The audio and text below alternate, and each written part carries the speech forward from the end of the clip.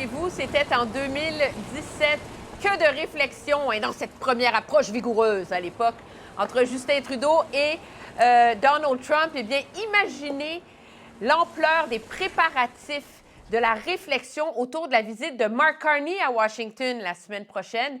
Lui qui a fait de sa relation avec le président et de ce qui va en sortir l'essentiel de son mandat. When I sit down with President Trump, it will be to discuss the future economic and security relationship between two sovereign nations. We will fight back with everything we have to get the best deal for Canada. We will protect our workers and businesses, and above all, we will build an independent future for our great country. Pour en discuter avec moi, Louise Blais, diplomate en résidence à l'École supérieure d'études internationales de l'Université Laval. Madame Blais, bonsoir. Bonsoir.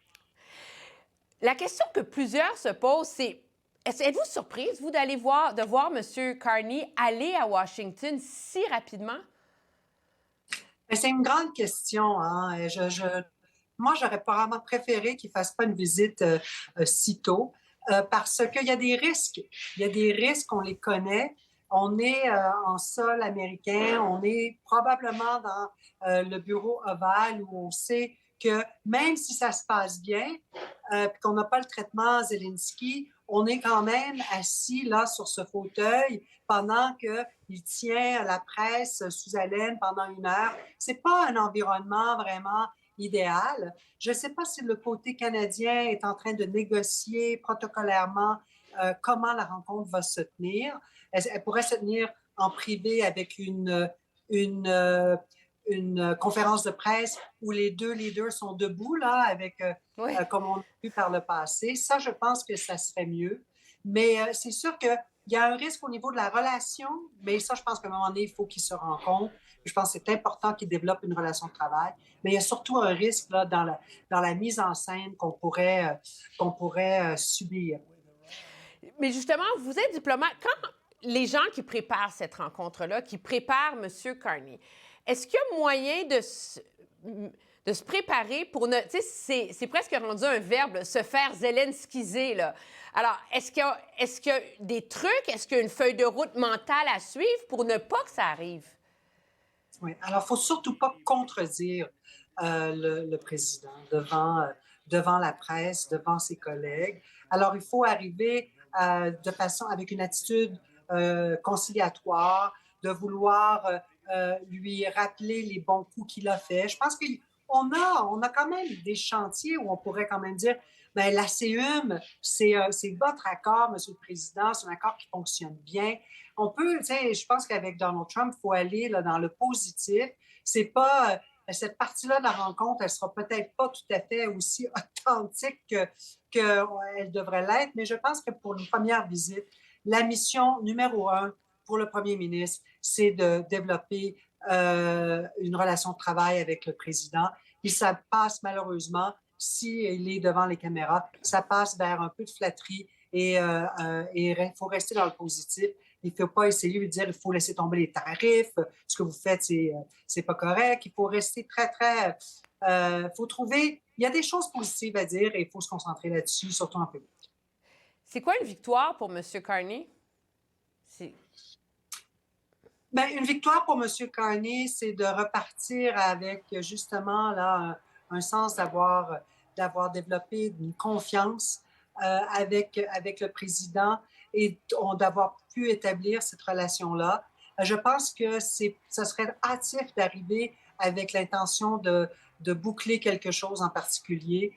Je pense que c'est de ne pas se faire rappeler la bêtise du 51e État. Ça serait une victoire en soi, de se faire respecter dans son rôle de chef de gouvernement.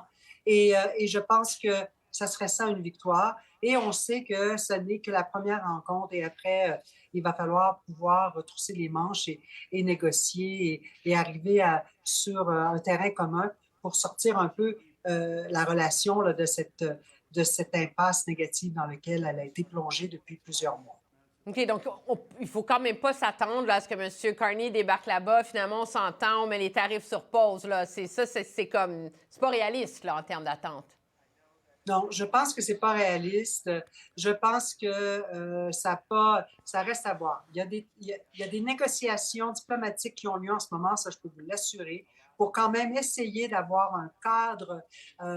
Les choses qui vont être dites d'une part et de l'autre sont souvent échangées à l'avance. Alors, c'est pas exclu qu'il y ait un petit quelque chose là, un petit noyau d'une annonce de quelque chose sur lequel on a pu s'entendre très rapidement, mais le premier ministre vient d'être élu, il n'a pas encore formé son gouvernement.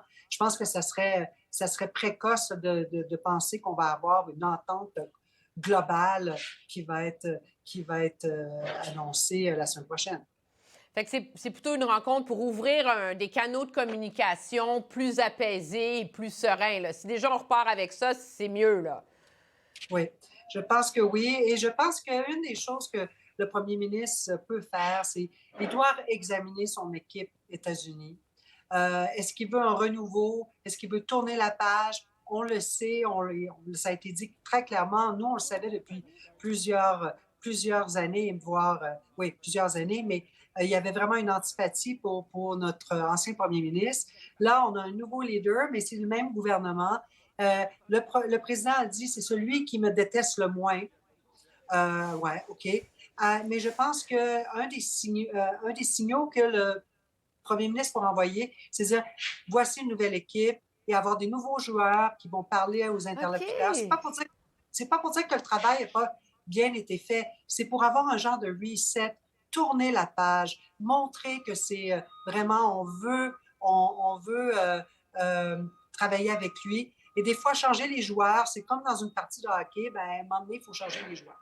Alors moi, je pense que c'est quelque chose que le premier ministre devrait examiner. Si ce n'est pas fait pour la semaine prochaine, ben assez rapidement après.